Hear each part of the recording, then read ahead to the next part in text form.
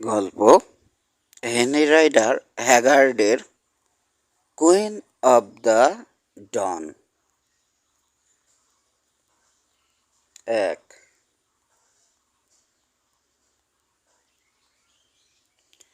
রিমার স্বপ্ন। ভীষণ যুদ্ধ হয়েছে মিশরে, দুভাগে ভাগ হয়ে গেছে দেশটা।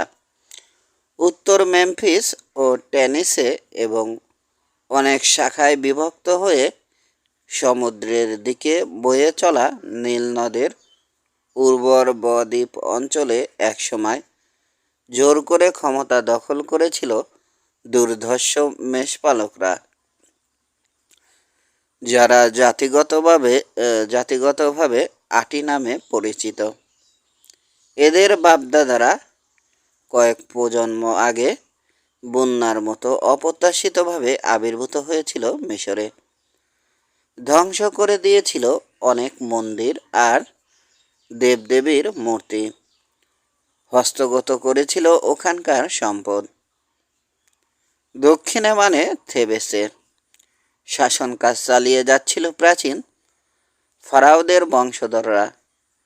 তবে ওদের অবস্থা খুব একটা সুবিধার ছিল না কখনোই, কারণ উত্তরের সবগুলো শহর দখল করে রাখা আটিদের তাড়িয়ে দেওয়ার চেষ্টা করে যাচ্ছিল ওরা নিরন্তর, কিন্তু সফল হতে পারছিল না। ওদের এই ব্যর্থতার কারণ ওরা সামরিক দিক দিয়ে দুর্বল। আটিদের বিরুদ্ধে লড়াইয়ে ওরা যাতে শক্তিশালী হতে পারে, সেজন্য ব্যাবিলনের রাজা ডিটানা তার মেয়ে রিমাকে বিয়ে দিয়েছিলেন ফারাও খেপোরার সঙ্গে।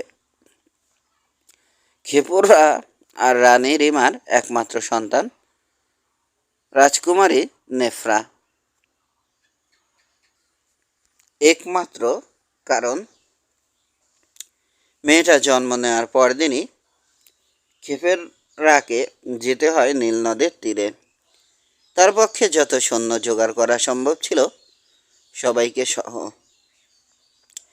টেনিস আর মেমফিস থেকে কুচকাওয়াজ করতে করতে সেখানে হাজির হয়েছিল আটিরা, ঘাঁটি গেড়েছিল। শুরু হয় তুমুল যুদ্ধ। মারা পড়েন খেপেররা।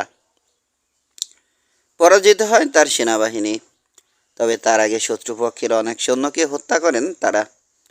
ফলে যুদ্ধে জয়লাভ করেও আরও অগ্রসর হয়ে থেবেস দখল করার চিন্তা বাদ দিতে হয় আটিদের সেনাপতিকে।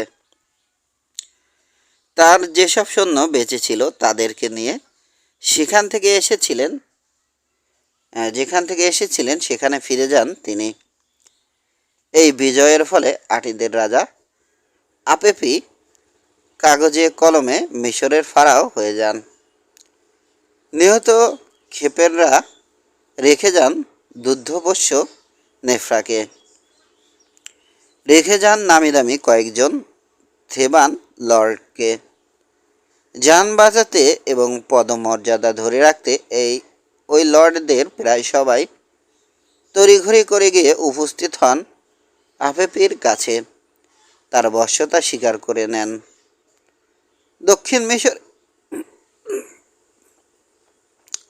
দক্ষিণ মিশরের অধিবাসীদের মতো আটিরাও যুদ্ধ করতে করতে ক্লান্ত ও ক্ষতিগ্রস্ত। নতুন লড়াই শুরু করার ইচ্ছা নেই ওদের। তাই খেপেররার অনুসারীরা পরাজিত হওয়ার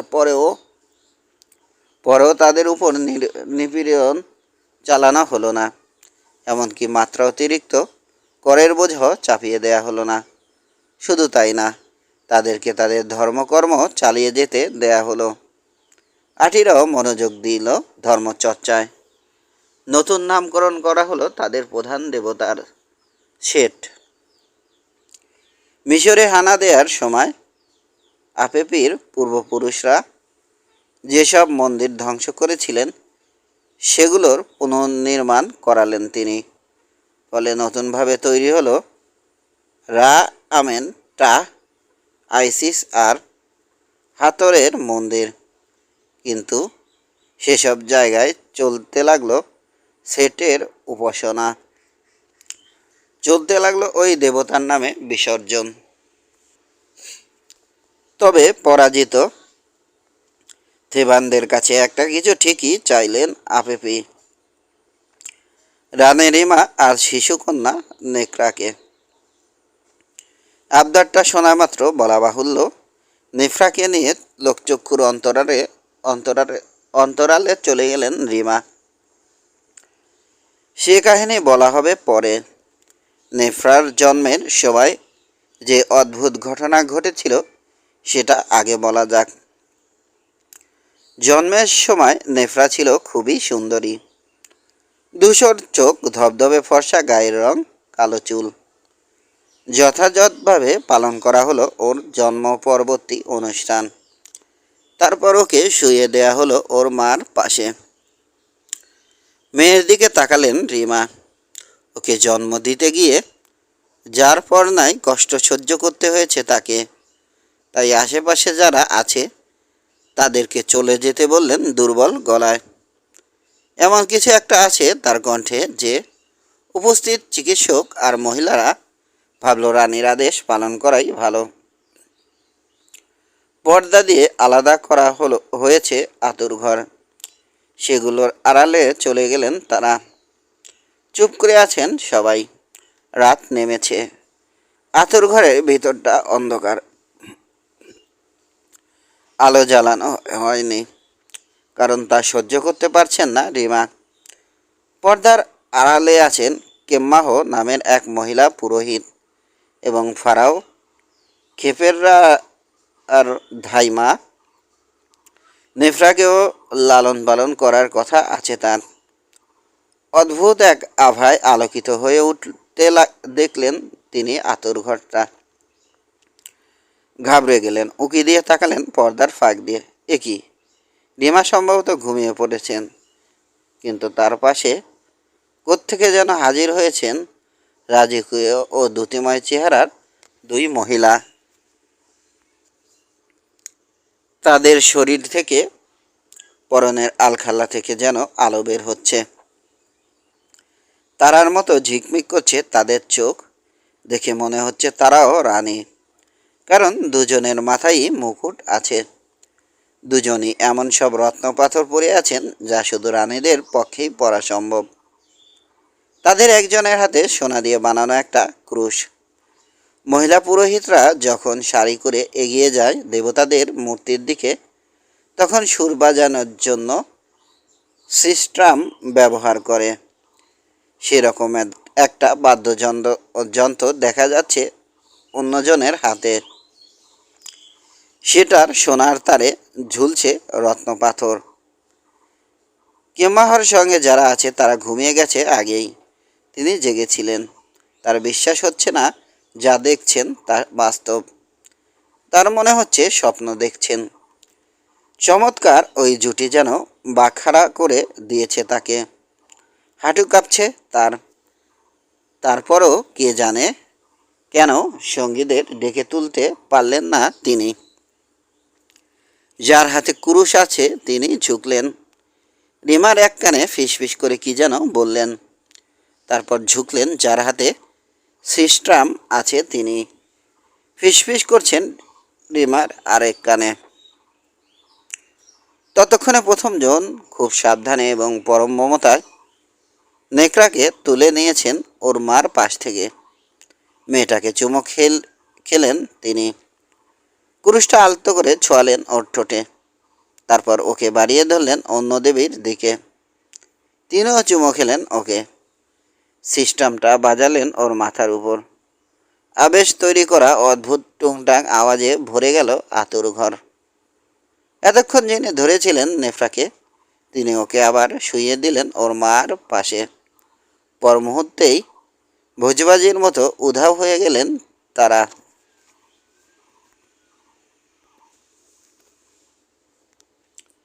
আতুরঘরের ভিতরটা এখন অন্ধকার। সাংঘাতিক ঘাবড়ে গেছেন কেম্মাহ। জ্ঞান হারিয়ে ফেললেন তিনি। পরদিন সকালের আগে সংজ্ঞা ফিরল না তার। যা দেখেছেন তা একই সঙ্গে পবিত্র কিন্তু ভয়ঙ্কর মনে হচ্ছে তার কাছে। কাউকে বলবেন কিনা, বললে কেউ বিশ্বাস করবে কিনা, এসব নিয়েও শঙ্কা জেগেছে মনে। তাই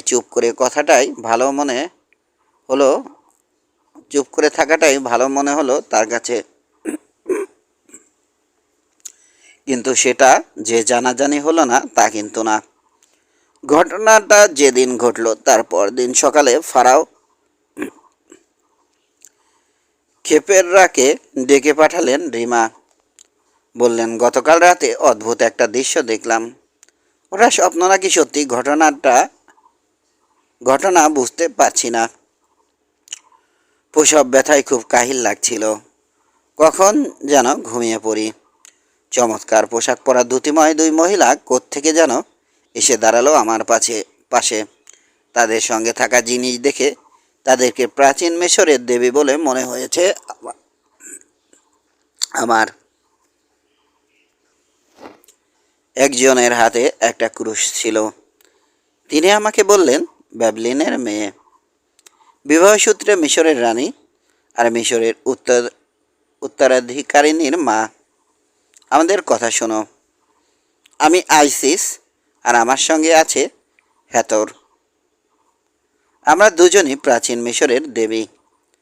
আমাদেরকে চেনো তুমি, কারণ বেশ কিছুদিন হলো এই দেশে আছো।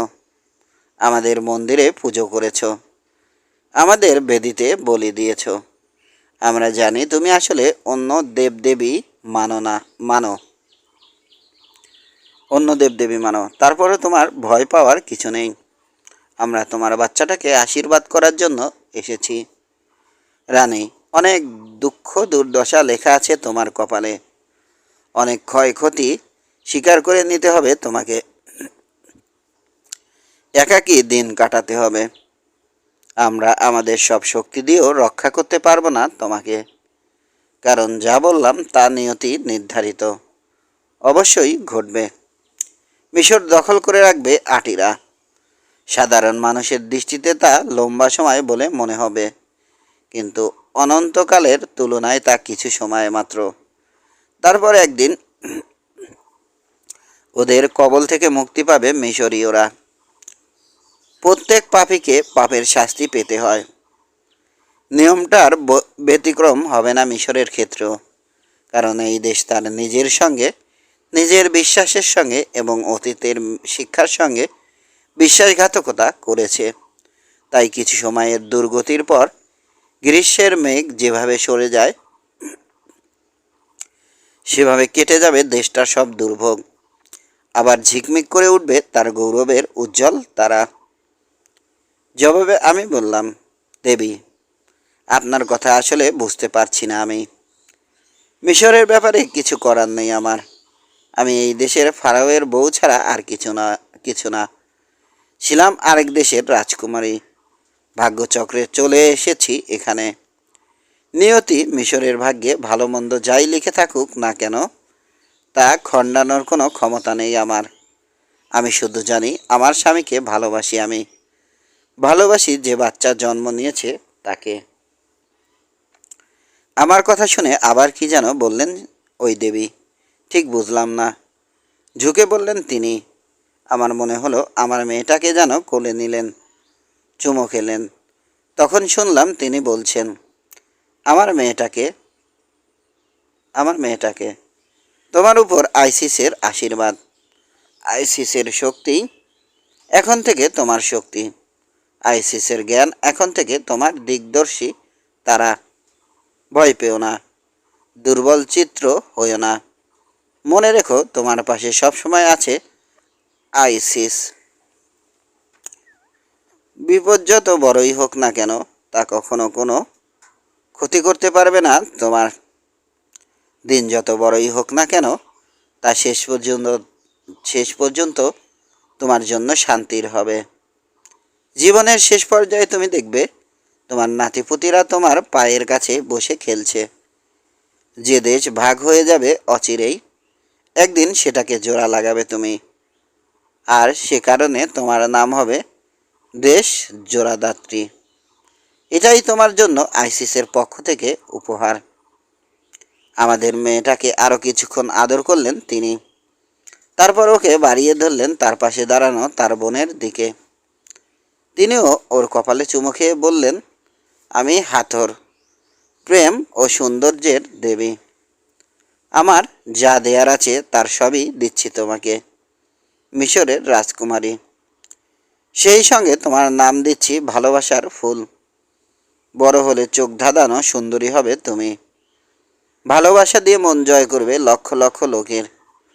ডানে বাঁয়ে দেখার দরকার নেই তোমার। এড়িয়ে চলবে সব জটিলতা আর নোংরা রাজনীতি।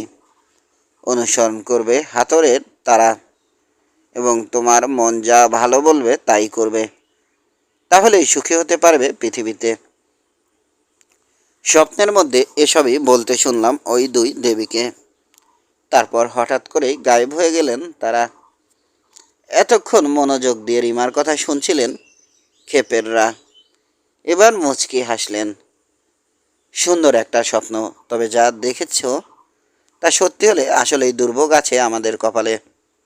আমাদের মেয়েকে মিশরের জোড়াদাত্রী বলেছেন দেবী আইসিস, আর দেবী হাতর বলেছেন ভালোবাসার ফুল। সে যদি সত্যি তা হয়, ভালোই হয় ওর জন্য। হ্যাঁ লর্ড, মেয়েটার জন্য ভালোই হয়। তবে বাকিদের কথা ভেবে খারাপ লাগছে আমার। কি করার আছে আমাদের বলো? এক মৌসুমের ফসল লাগাতে হলে ক্ষেত থেকে আগের মৌসুমের ফসল কেটে ফেলতে হয়। এটাই নিয়তির নিয়ম। তুমি কাঁদছ নাকি? প্রসব বেদনায় কাহিল হয়ে ঘুমের ঘরে কি দেখেছ না দেখেছ তা নিয়ে কান্নাকাটি করো না। যাওয়ার সময় হয়েছে আমার। বিদায় দাও। নীল নদের তীরের উদ্দেশ্যে রওনা হবে আমার সেনাবাহিনী। আটিরা ঘাঁটি গেড়েছে সেখানে। কিন্তু তৎক্ষণাৎ রওনা হলেন না তিনি যুদ্ধক্ষেত্রের দিকে, বরং দেখা করলেন এমন কয়েকজন পুরোহিতের সঙ্গে যারা দেবী আইসিস আর হাতরের পূজা করেন। রানী রিমার স্বপ্নের ব্যাপারটা বিস্তারিত জানালেন তাদেরকে। সব শুনে থতমতো খেয়ে গেলেন ওই পুরোহিতরা। বুঝতে পারছেন না খেপেররার কথা বিশ্বাস করবেন কিনা। আতর ঘরের দায়িত্বে কারা ছিল খোঁজ করতে শুরু করলেন তারা। তাদের মধ্যে কেউ কিছু দেখেছে কিনা জানতে হবে। কাউকে কিছু না বলার সিদ্ধান্ত নিয়েছিলেন লেডি কেমাহ। কিন্তু এবার মুখ খুলতে হলো তাকে। বুড়ি ধাইমার কথা শুনে ওই পুরোহিতরা একই সঙ্গে বিস্মিত ও আনন্দিত হলেন। কারণ এমন কিছু একটা ঘটেছে যা কখনো ঘটেনি মিশরে। স্বপ্নের ঘটনা বিস্তারিতভাবে আলাদা 3টা পার্চমেন্টে লিখিয়ে নিলেন তারা। সেগুলোতে সিলমোহর দিলেন রানী রিমা আর লেডি কেমাহ। সাক্ষী হিসেবে সিলমোহর দিলেন পুরোহিতরা। রাজকুমারী নেফরার কথা ভেবে এটা একটা পার্চমেন্ট দেয়া হলো রানী রিমার কাছে। বাকি 2টো রাখা হলো দেবী হাতর আর আইসিসের মন্দিরের মহাফেজখানায়। স্বপ্নের ব্যাপারটা নিয়ে চাপা একটা আতঙ্ক ছড়িয়ে পড়ল পুরোহিত আর জাদুকরদের মধ্যে। তারা বলা বলি করতে লাগলেন, কিসের দুর্ভোগ পোহাতে হবে আমাদের সবাইকে? কি ক্ষতি স্বীকার করে নিতে হবে রানী রিমাকে? কেন একা হয়ে যাবেন তিনি? যেখানে সুখ ও সমৃদ্ধির প্রতিশ্রুতি দেয়া হচ্ছে তার মেয়েকে, সেখানে তার ক্ষতি হবে কেন? তবে আতঙ্কের ব্যাপারটা গোপনই থাকলো। যা জানাজানি হলো তা হচ্ছে, অলৌকিকভাবে উপস্থিত হয়ে মিশরের সদ্যজাত রাজকুমারীকে আশীর্বাদ করে গেছেন দেবী আইসিস আর হাতর। যে ভয় কাজ করছিল পুরোহিত আর জাদুকরদের মনে 2 মাস অতিক্রান্ত হওয়ার আগেই সত্যি হলো সেটা। ততদিনে খবর এসেছে থেবেসে। নীলনদের তীরে নিজের সেনাবাহিনীকে নেতৃত্ব দেওয়ার সময় বীরের মতো লড়াই করতে করতে মারা পড়েছেন ফারাও খেপেররা। তবে ধ্বংস হয়ে যায়নি তার সেনাবাহিনী। কিন্তু এত সৈন্য আর ক্যাপ্টেন মারা পড়েছে যে নতুন করে যুদ্ধ করা সম্ভব না। যারা বেঁচে আছে তারা ফিরে আসছে থেবেসে। খবরটা শুনলেন রানী রিমা। কিন্তু শোকে ভেঙে পড়লেন না। বললেন, এরকম কিছু যে ঘটবে তা আগেই আমাকে জানিয়েছেন মিশরের প্রধান দুই দেবী। কোনো সন্দেহ নেই উপযুক্ত সময়ে সত্যি হবে তাদের বাকি কথাগুলো। ব্যাবিলনিয়ান রীতি অনুযায়ী একজন বিধবা হিসেবে নিজেকে ওই আতুর ঘরে অন্তরণ করে ফেললেন তিনি। শোক করছেন মৃত স্বামীর জন্য, ভালোবাসার মানুষটার জন্য। সঙ্গে আছে নেফরা। সে ঘরে প্রবেশের অনুমতি আছে শুধু লেডি কেম্মাহর। থেবেসে পৌঁছালো খেপেররার বিধ্বস্ত সেনাবাহিনী। সঙ্গে করে নিয়ে এসেছে ফারাওয়ের মৃতদেহ। মমি বানানোর কাজটা জেনতেনভাবে সারা হয়েছে যুদ্ধের ময়দানেই। স্বামীর চেহারাটা শেষবারের মতো দেখলেন রিমা। সে চেহারার জায়গায় জায়গায় এত ক্ষত যে দেখলে মনে হয় চুরমার হয়ে গেছে সেটা। দেবতারা নিয়ে গেছেন তাকে, বললেন রানী, এবং বীরের মতো মরেছেন তিনি। আমার মন বলছে যেহেতু রক্তপাত ঘটানোর মাধ্যমে হত্যা করা হয়েছে তাকে, এমন একদিন আসবে যেদিন রক্তপাতের মাধ্যমেই মরতে হবে তার হত্যাকারীদের। মিশরের শাসন ক্ষমতা জোর করে দখলকারীদের। কথাগুলো গিয়ে পৌঁছালো আফেফির কান পর্যন্ত। ভয় পেয়ে গেলেন তিনি। সে ভয় কাটিয়ে উঠতে পারেননি বাকি জীবনে। তার মন তাকে বলল, প্রতিশোধের দেবতার শরণাপন্ন হয়ে বলা হয়েছে কথাগুলো। পুরোহিতদের সঙ্গে পরামর্শ করলেন তিনি এই ব্যাপারে। তারাও একই কথা বলল তাকে। রানী রিমা জন্মসূত্রে ব্যাবিলনের রাজকুমারী। মনে পড়ে যাওয়ায় অ্যাফেফির ভয়টা পরিণত হলো আতঙ্কে। কারণ তার পূর্বপুরুষদের একজন একসময় দাস হিসেবে ছিল এক ব্যাবিলনিয়ান পরিবারে। তাই তিনি জানেন ওদের কেউ কেউ পৃথিবীর সেরা জাদুকর। একই কারণে রিমার স্বপ্নের কথাটা যখন শুনলেন আশ্চর্য হলেন না। তবে এই ব্যাপারে যা বুঝতে পারলেন না তা হলো একজন ব্যাবিলিয়ানের কাছে কেন হাজির হবে মিশরের দুই দেবী। মন্ত্রণা সভার সদস্যদের নিয়ে জরুরি বৈঠকে বসলেন তিনি। মৃত খেপেররার বউ স্বপ্নে যা দেখেছে তা যদি সত্যি হয়ও, বললেন অ্যাফেফির মন্ত্রণা পরিষদের প্রধান সদস্য, তাহলেও আপনাকে ক্ষমতা থেকে সরাতে অনেক বছর লাগবে মিশরীয়দের, এবং ওই কাজ করবে খেপেরারই সদ্যজাত মেয়ে। আমার পরামর্শ হচ্ছে এখানে নিয়ে আসা হোক ওই ব্যাবলিয়ান বিধবা আর ওর মেয়েকে। পাতাল কারাগারে সারা জীবনের জন্য কয়েদ করে রাখা হোক ওদের দুজনকে। তারপর দেখি কি করে সিংহাসনচ্যুত করে ওরা আপনাকে। কয়েদ করে রাখার দরকার কি, বললেন অ্যাপেপি। ওই ব্যাবিলনিয়ান মহিলা আর ওর বাচ্চাকে মেরে ফেললেই তো ঝামেলা চুকে যায়। আমার মনে হয় কাজটা করলে ঝামেলা কমবে না, বরং বাড়বে। কিভাবে? কখনো কখনো মরা মানুষ জীবিত মানুষের চেয়েও বেশি শক্তিশালী হয়। প্রাচীন মিশরের বাসিন্দারা খেপেররাকে হারিয়ে এবং যুদ্ধে হেরে এমনিতেই ক্ষেপে আছে আমাদের উপর। এখন যদি শুধু একটা স্বপ্নের কারণে যা সত্যি হবে কি না সে ব্যাপারে কারো কাছে কোনো নিশ্চয়তা নেই, হত্যা করা হয় রিমা আর ওর মেয়েকে, তাহলে ওদের ক্ষোভ পরিণত হতে পারে আক্রোশে। তাই বলছিলাম, রক্ত মাংসের জীবিত রিমা হয়তো কোনো ক্ষতি করতে পারবে না আমাদের, যতটা ক্ষতি করতে পারে ওর আত্মা সে মারা যাওয়ার পর। আরও একটা কথা আছে। কি? মিশরীয় দেবীদের ভবিষ্যৎবাণী যদি সত্যি হয় তাহলে আপনি হয়তো রিমাকে খুন করাতে পারবেন, কিন্তু ওর বাচ্চাকে মারতে পারবেন না। কাজেই লোক পাঠিয়ে যত জলদি সম্ভব ধরে আনুন ওদেরকে, কয়েদ করুন। আমরা জানি না কি আছে রিমার মনে। কি বলতে চাও?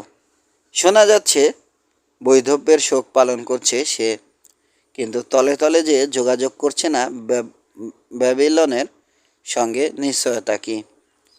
আরও কয়েকটা দেশের সঙ্গে একত্রিত হয়ে যে সংগঠিত হচ্ছে না আপনার বিরুদ্ধে জানছি কি করে। ঠিক, রিমা আর নেফরাকে ধরে আনার ব্যবস্থা করো তাহলে। দরকার হলে সেনাবাহিনী পাঠাও। তোমার লোকদের বলবে রিমার কাছে গিয়ে প্রথমে যেন মিষ্টি মিষ্টি কথা বলে ওরা। নানা রকমের প্রতিশ্রুতি দেয়। তাতে যদি কাজ না হয় থিবান লর্ডদের যেন ঘুষ দেয় ওরা। আমার হাতে তুলে দিতে বলে রিমা আর নেফরাকে। 2. দূত। গুপ্তচরদের মাধ্যমে খবর পেয়েছেন রানী রিমা। তাদের তাকে আর নেফরাকে ধরে নিয়ে গিয়ে কয়েদ করার পরিকল্পনা করেছেন অ্যাপেপি। জরুরি মন্ত্রণা সভা ডেকেছেন তিনিও। হাজির হয়েছেন কয়েকজন থেবান লর্ড আর পুরোহিত। রিমা বলছেন, বীরের মতো লড়াই করতে করতে মারা গেছেন আমার আর আপনাদের লর্ড। তার মৃত্যুর খবরে মনোবল নষ্ট হয়ে যায় আমাদের সৈন্যদের। ওরা পিছু হটে ফিরে আসে থেবেসে। তখন বিজয় দাবি করে আটিরা। এখন শুনছি আরও কিছু দাবি করছে ওরা। আমাকে চাইছে ওরা, অথচ কয়েকদিন আগেও আপনাদের ফারাওয়ের স্ত্রী ছিলাম আমি। নেফরাকেও চাইছে, অথচ জন্মসূত্রে আপনাদের রাজকুমারী সে। শুনছি আমাদের দুজনকে যদি তুলে দেয়া না হয় অ্যাপেপির হাতে, তাহলে নাকি সেনাবাহিনী পাঠাবেন তিনি। এখন আপনারাই বলুন কি করতে চান। আপনারা কি রক্ষা করবেন আমাদেরকে নাকি করবেন না? জবাবে লর্ডদের কেউ বললেন এক রকমের কথা, কেউ বললেন সম্পূর্ণ উল্টোটা। তবে তাদের বেশিরভাগের মতে মাত্র কিছুদিন আগে যুদ্ধ শেষ হয়েছে। এখনই আবার নতুন করে লড়াই করতে চাইবে না পুরনো মিশরের বাসিন্দারা। কারণ এত ক্ষয়ক্ষতি হয়েছে যে নতুন করে রক্তপাত দেখার ইচ্ছা নেই কারো। যারা বেঁচে আছে তারা কিভাবে বেঁচে থাকা যায় সে চিন্তায় ব্যস্ত। মিশরের ফারাও নামে কাকে ডাকা হবে না হবে তা নিয়ে মাথা ঘামাচ্ছে না। যুদ্ধে জয়লাভ করেও ওদের কাউকে দাস বানাননি অ্যাপেপি, আর সে কারণে তার প্রতি কিছুটা হলেও কৃতজ্ঞ ওরা। দীর্ঘশ্বাস ফেললেন রিমা। বুঝতে পারছি আপনাদের কাছ থেকে আমার এবং আপনাদের রাজকুমারীর কিছুই আশা করার নেই, অথচ আপনাদের কারণে জীবন দিয়েছেন আমার স্বামী, বাচ্চাটার বাবা। তাকালেন পুরোহিতদের দিকে। আপনারা কি বলেন? পুরোহিতরা সবসময়ই নির্ঝঞ্ঝাট, তাদের কথাবার্তাও সেরকম। একজন বললেন দেবদেবীদের ইচ্ছা অনুযায়ী কাজ করতেই হবে। আরেকজন বললেন রানী কিছু মনে করবেন না। আপনি যদি আপপির কাছে চলে যান তাহলে সব দিক দিয়ে ভালো হয় সম্ভবত। শুনছি আপনাদের দুজনকে নাকি যার পরনায় খাতির যত্ন করবেন তিনি, সম্মানের সঙ্গে রাখবেন। তৃতীয় আরেকজন বললেন আমার মনে হয় আপনি যদি আপনার বাবা মানে ব্যাবিলনের রাজার কাছে গিয়ে সব বলেন তাহলে সবচেয়ে ভালো হয়। সামরিক দিক দিয়ে অনেক শক্তিশালী তিনি। আপনার বিপদের সময় নিশ্চয় সাহায্য করবেন। তিতা হাসি হাসলেন রিমা। শুনেছিলাম আঠিদের রাজা ঘুষ দিয়েছেন আপনাদেরকে। এখন দেখছি কথাটা ঠিক।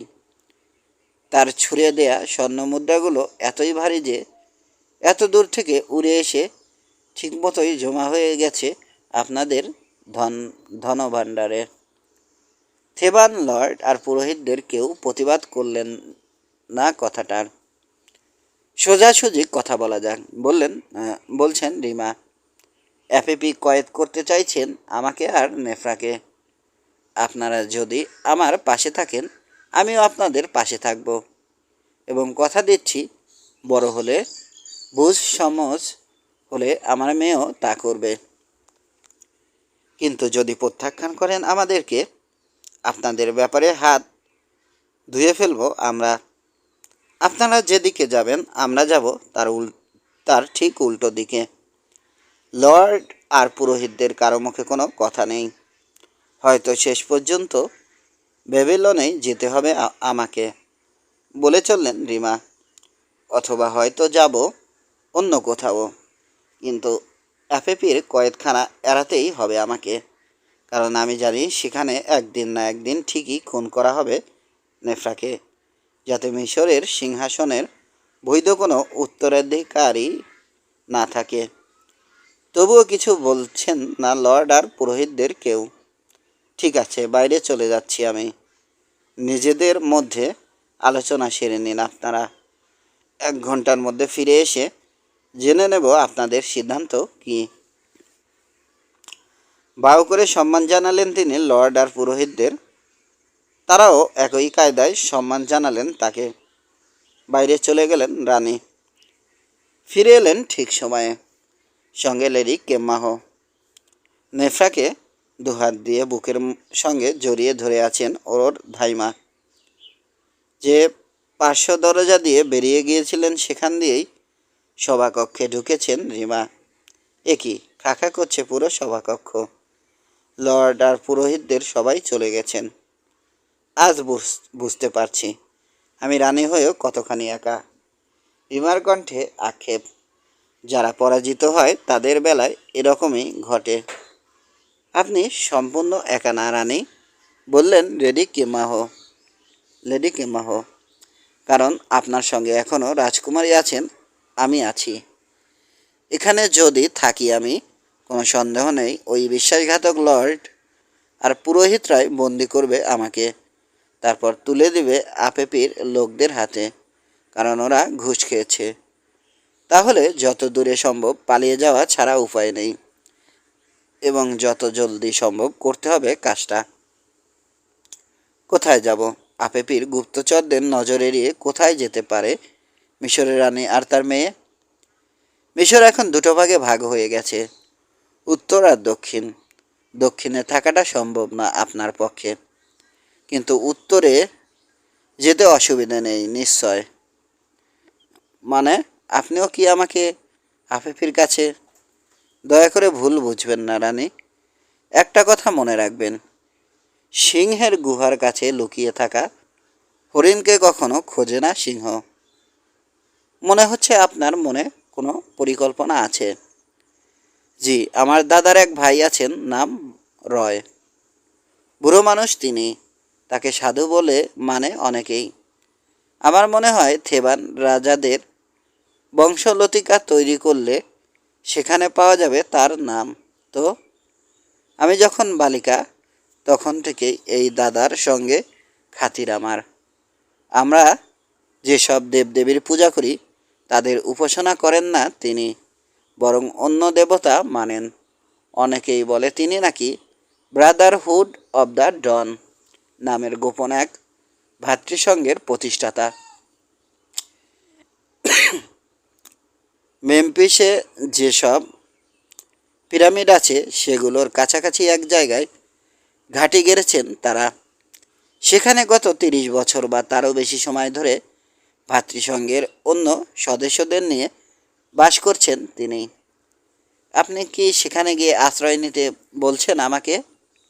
জি বলছি, কারণ ওখানে যাওয়ার সাহস পায় না কেউই।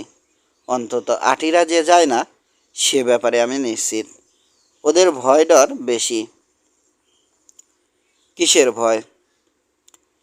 শুনেছি সুন্দরী এক মেয়ে মানুষের রূপ ধারণ করে সেখানে নাকি প্রায়ই হাজির হয় এক আত্মা।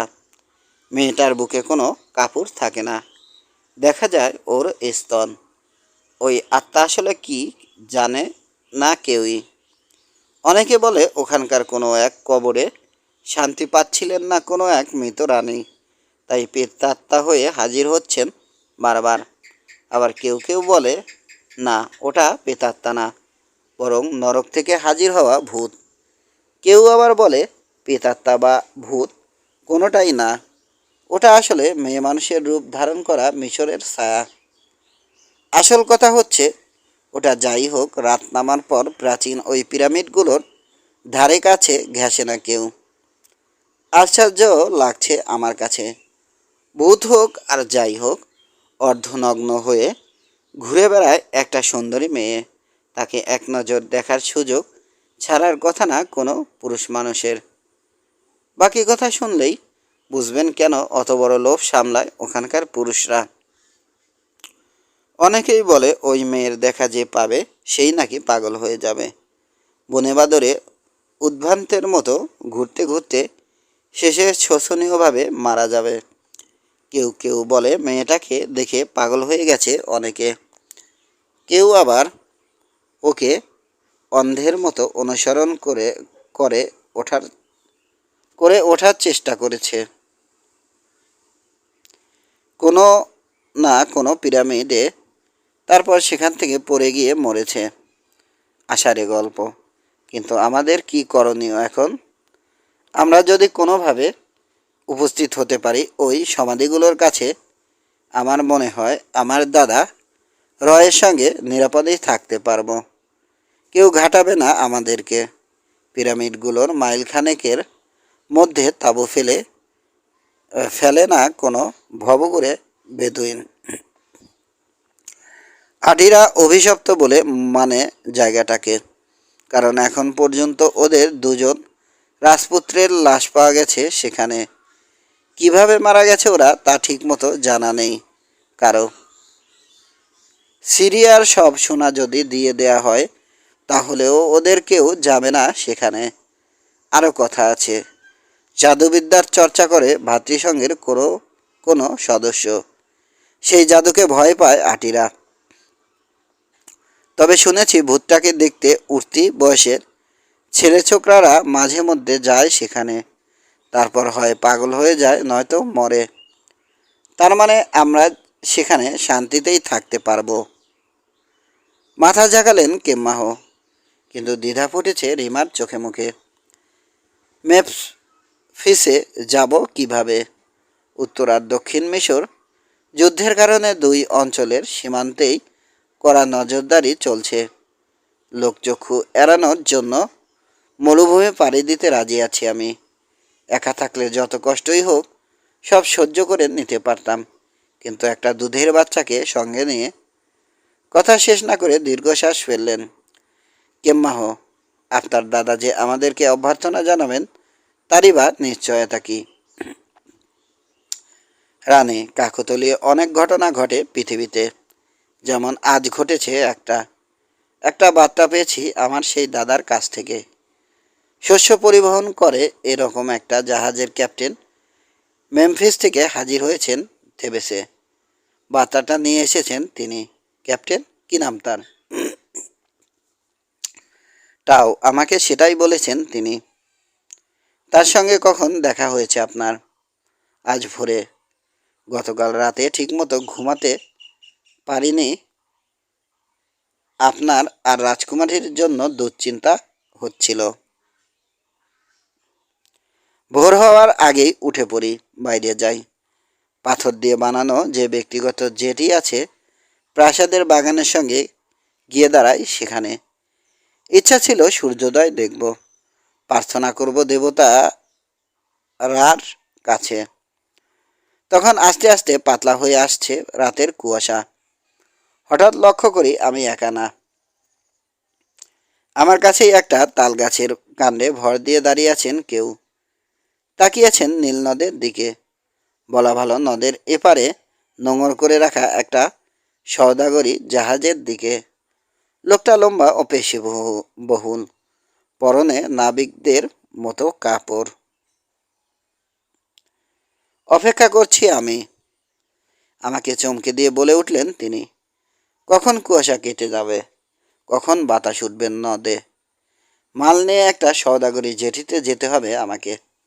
জানতে চাইলাম কোত্থেকে এসেছেন? মেমফিস থেকে। মেমফিস আর থেবেসের গভর্নরের অনুমতি নেওয়া আছে আমার, তাই অবাধে বাণিজ্য করতে পারি দু জায়গাতেই। প্রার্থনা করি দেবতারা যেন সহায় হন আপনার। যদি কিছু মনে না করেন, ব্যক্তিগত কিছু প্রার্থনা করার ছিল আমার। অন্য কোথাও যেতে হবে আমাকে। দাঁড়ান, আসুন একসঙ্গে প্রার্থনা করি। আমিও রার উপাসক। আমার নাম টাউ। সূর্য তখন উঠে উঠে করছে। ইঙ্গিতে পূব আকাশটা দেখালেন আমাকে টাউ।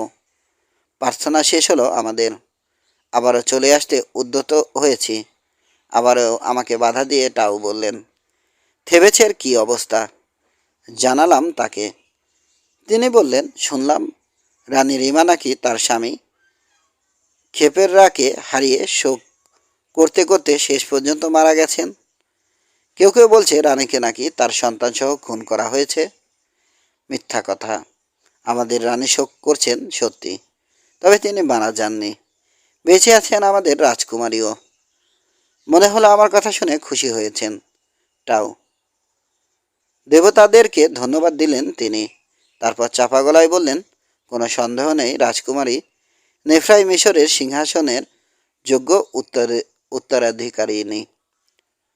আমাদের রাজকুমারী নাম আমাদের রাজকুমারীর নাম জানলেন কি করে? একজন সাধু বলেছেন আমাকে। সাধু? তপস্বীও বলতে পারেন তাকে, কারণ নির্জনে উপাসনা করতে পছন্দ করেন তিনি। তার কাছে আমার জীবনের সব পাপের কথা স্বীকার করেছি আমি। কোথায় থাকেন সেই সাধু? মেমফিসে বেশ কয়েকটা পিরামিড আছে, কতগুলো সমাধিও আছে। জায়গাটা এখন বিরান তেপান্তরের মতো হয়ে গেছে। ওখানেই থাকেন তিনি। আর কি বলেছেন তিনি? রাজকুমারী নেফরার ধাইমার নাম। ওই মহিলার সঙ্গে নাকি রক্তের সম্পর্ক আছে তার। কি নাম সেই মহিলার? আমার গলা তখন কাঁপছে। কেম্মাহ। ধাইমা হলেও তিনি সম্ভ্রান্ত বংশের। আমি থেবেসে আসছি শুনে আমাকে কিছু কথা বলেছেন সেই সাধু। আরও বলেছেন যদি লেডি কেম্মাহর সঙ্গে দেখা হয় তাহলে তাকে যেন বলি কথাগুলো। সেসব এত গোপনীয় যে পার্সমেন্টে লিখে দেওয়ার মতো না। মূর্তির মতো দাঁড়িয়ে আছি আমি, নিষ্পলক চোখে দেখছি টাউকে। তিনিও দাঁড়িয়ে আছেন একই ভঙ্গিতে, নির্নিমেষ দেখছেন আমাকে। ভাবছি পুরো ব্যাপারটা কোনো ফাঁদ কিনা, আমাকে ফাঁসানোর জন্য আফেপির গুপ্তচরদের কোনো চাল কিনা। বললাম, গোপন বার্তাটা যদি অন্য কোনো মহিলাকে দেন সর্বনাশ হয়ে যেতে পারে। তাছাড়া কিম্মহ নামের একাধিক মহিলা থাকতে পারে থেবেছে। আসল কিম্মহকে জানবেন কি করে? ওই সাধু একটা উপায় বাতলে দিয়েছেন আমাকে। কি? নীলকান্তমণির একটা কবচ দিয়েছেন তিনি আমাকে। বলেছেন ওটা বিশেষ একটা প্রার্থনার প্রতীক। প্রার্থনার কিছু অংশ এরকম, যে এই পবিত্র কবচ পরে থাকবে তাকে যেন রাতের বেলায় রক্ষা করেন দেবতারা। যে এই পবিত্র কবচ পরে থাকবে তাকে যেন জলের বুকে রক্ষা করেন দেবতারা। আমাকে সরু চোখে দেখছেন তাও। লেডি, ওই সাধু বলেছেন বাকি অংশ জানা থাকার কথা আসল কেম্মাহর, এবং সে যেন মহান দেবতা থথ এর আশীর্বাদ পায়। বলছি আমি, এবং দেবতা অসিরিস যেন এত সন্তুষ্ট হন ওর উপর যাতে পরকালে ওকে সঙ্গে নিয়ে খেতে বসেন প্রতিদিন। মুচকিয়ে হাসলেন টাউ। নিশ্চিতভাবে বলতে পারছি না যা বলেছেন আপনি তা ওই সাধুর বলে দেয়া প্রার্থনার সঙ্গে হুবহু মিলে গেছে কিনা, কারণ আমার স্মরণশক্তি কিছুটা দুর্বল, বিশেষ করে প্রার্থনা বা দেবতাদের বেলায়। হয়তো আমার অবস্থা অনুমান করে নিয়েই আরও একটা কথা বলেছেন ওই সাধু। কি? আসল কেম্মাহ নাকি নীলকান্তমণির কবচটার মতো দেখতে একটা কবচ পরে থাকেন সব সময়। আপনার কবচটা দেখাতে পারবেন? এদিক ওদিক তাকালেন টাউ। নিশ্চিত হলেন কেউ দেখছে না আমাদেরকে। তারপর একটা হাত ঢুকিয়ে দিলেন পোশাকের ভিতরে। বের করে আনলেন ছোট্ট আর খুব পুরনো একটা লিপি ফলকের অর্ধেকটা। খোদাই করে কয়েকটা কথা লেখা আছে ওই ফলকে। দড়ির সাহায্যে ওটা ঝুলিয়েছেন তিনি নিজের ঘাড়ে। ফলকটা মাঝামাঝি জায়গায় ভেঙে গেছে। বলা ভালো, করাত দিয়ে সমান দুভাগে কাটা হয়েছে ওটাকে। এমনভাবে করা হয়েছে কাজটা যাতে অনেকগুলো খাস থেকে যায় দুটো টুকরোতেই। এক নজর দেখেই চিনতে পারলাম ফলকটা। ঠিক ওরকম দেখতে আরেকটা টুকরো অনেক বছর আগে আমাকে দিয়েছিলেন আমার সেই দাদা। বলেছিলেন যদি কখনো সাহায্যের দরকার হয় তাহলে যেন নিদর্শন হিসেবে ওটা পাঠাই তার কাছে।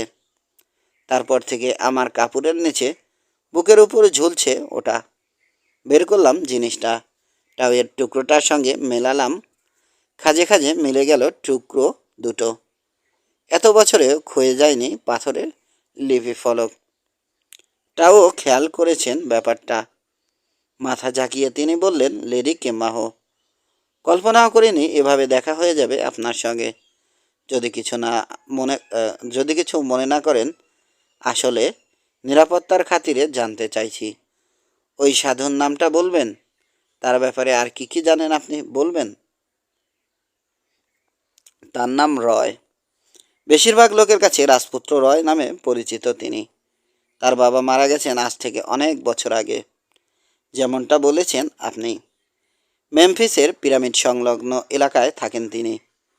গোপন একটা ভাতৃসংঘের প্রতিষ্ঠাতা ও নেতা বলা হয় তাকে। বড় বড় সাদা দাড়ি আর চুল আছে তার। এত বয়স, তারপরেও চেহারাটা সুন্দর, কণ্ঠ মনোরম। অন্ধকারেও দেখতে পান বিড়ালের মতো, কারণ তপস্যার জন্য লম্বা একটা সময় কাটিয়েছেন অন্ধকারে। দিনের পর দিন আর ঘন্টার পর ঘন্টা ধরে মাটিতে হাঁটু গেড়ে প্রার্থনা করার কারণে শক্ত হয়ে গেছে তার দুই হাঁটু। যখন একা থাকেন খুব দ্রুত বিড়বিড় করে কথা বলেন নিজের সঙ্গে। নিজেকেই প্রশ্ন করেন, আবার নিজেই সে প্রশ্নের জবাব দেন। যা বললাম তার চেয়ে বেশি কিছু আপাতত মনে পড়ছে না সাধু রয় সম্পর্কে। কারণ লিপি ফলকের টুকরোটা যেদিন দিয়েছিলেন তিনি আমাকে, সেদিনই তার সঙ্গে শেষ দেখা হয়েছিল আমার। মাঝখানের এতগুলো বছরে আর কি পরিবর্তন হয়েছে তার বলতে পারবো না লেডি। যা বর্ণনা দিলেন আপনি তাতেই চলবে। তবে আপনার বর্ণনার সঙ্গে এখনকার সাধু রয়ের পার্থক্য হচ্ছে তার মাথায় চুল নেই বললেই চলে। তিনি এত শুকিয়ে গেছেন যে এখন আর সুদর্শন বলা আর উপায় নেই। তাকে হঠাৎ দেখলে মনে হয় ক্ষুধায় মারা যাচ্ছে অনেক বয়স্ক কোনো বাজ পাখি। তারপরও সন্দেহ নেই, আমরা আসলে একই লোকের ব্যাপারে কথা বলছি। তার বার্তাটা নিশ্চিন্তে বলতে পারেন আমাকে। বদলে গেল টাউয়ের চেহারা। আপনাদের রানীর সামনে ভীষণ বিপদ। এই শহরে এমন কয়েকজন বিশ্বাসঘাতক আছে যারা নিজেদের ভালোর জন্য রানীর ক্ষতি করতে চায়। ওরা আগামীকাল অথবা পরশু রানীর কাছে যাবে, তাকে নিরাপদ জায়গায় লুকিয়ে রাখার প্রস্তাব দেবে। তিনি যদি তাদের কথায় প্ররোচিত হন, তাহলে খুব শীঘ্রই বন্দী হবেন টেনিসে আপেপির যে পাতাল কারাগার আছে সেখানে। যদি ওখানে নিয়ে যাওয়ার আগ পর্যন্ত বাঁচিয়ে রাখা হয় তাকে। রানীকে বাঁচানোর কোনো পরিকল্পনা আছে আপনার? আছে, একটু আগেই বলেছি। একটা সওদাগরি জেটিতে যেতে হবে আমাকে। আমার জাহাজে 3জন যাত্রীও আছে।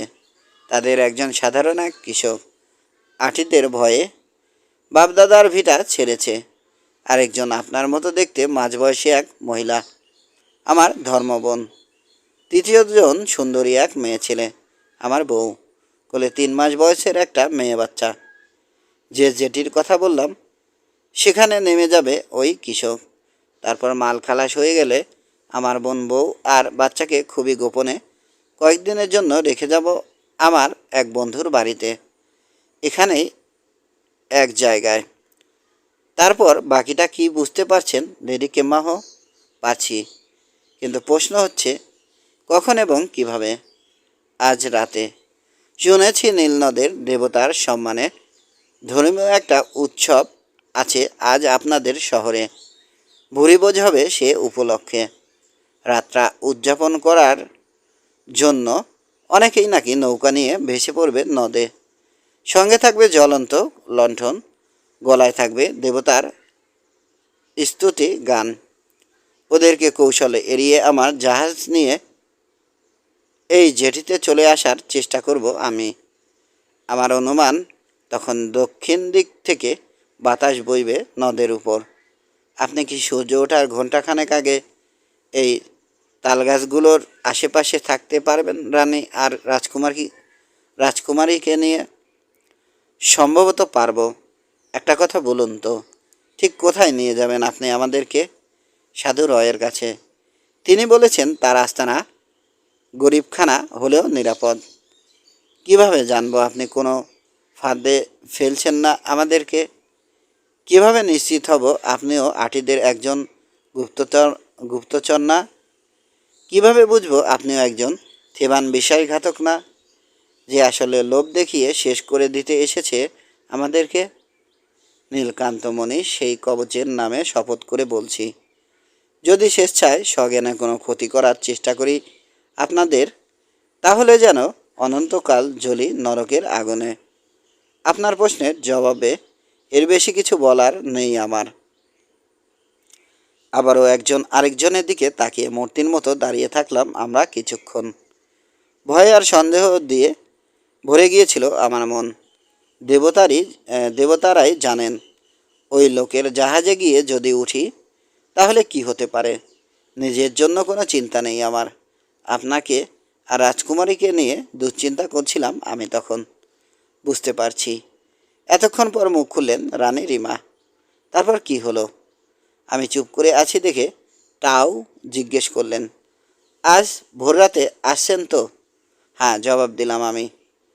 ভোররাতে এখানে পাবেন আমাদেরকে, কিন্তু একটা সমস্যা আছে। কি? রানী যদি তার নিজের পোশাক পরে নৌকায় ওঠেন সহজেই ধরা পড়ে যাবেন। মিশরের সাধারণ মেয়ে ছেলেরা পরে এরকম আটপৌরে কাপড় পাই কোথায় এখন? একদিনের মধ্যে বানিয়ে নেওয়া সম্ভব না। তাছাড়া বানাতে গেলে কথা উঠবে, সন্দেহ দেখা দেবে অনেকের মনে। মুচকি হাসলেন টাউ। মহান রয় শুধু একজন সাধুই না, তিনি ভবিষ্যতও দেখতে পারেন সম্ভবত। বলে একটু এগিয়ে গিয়ে একটা পাথরের আড়াল থেকে একটা গাটরি বের করে দিয়ে এলেন, বাড়িয়ে ধরলেন আমার দিকে।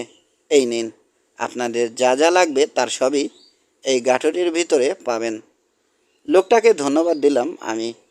এখন তাহলে আসি লেডি কেমাহ। কুয়াশা কেটে গেছে, নদে জাহাজ চালাতে সমস্যা হবে না। মনে রাখবেন, সূর্য ওঠার 1 ঘন্টা না 2 ঘন্টা আগে আবার এখানে আসব আমি। চলে গেলেন টাউ। আকাশ পাতাল ভাবতে ভাবতে ফিরে এলাম আমিও। ইচ্ছা করলে ঘটনাটা আগেই বলতে পারতাম আপনাকে, কিন্তু বলিনি। ভেবেছিলাম ওই লর্ড আর পুরোহিতরা কি বলে শুনি আগে। গাঠরের ভিতরে কি আছে দেখেছেন? জিজ্ঞেস করলেন রিমা। জি, 2টো আলখাল্লা, আরও কিছু কাপড় আছে। কৃষকদের বউরা বাড়ির বাইরে কোথাও গেলে যেরকম কাপড় পরে সেরকম। ওগুলো আপনার আর আমার গায়ে ঠিক মতোই আটবে মনে হয়। রাজকুমারীর জন্য কিছু কাপড় আছে, চলুন গিয়ে দেখি।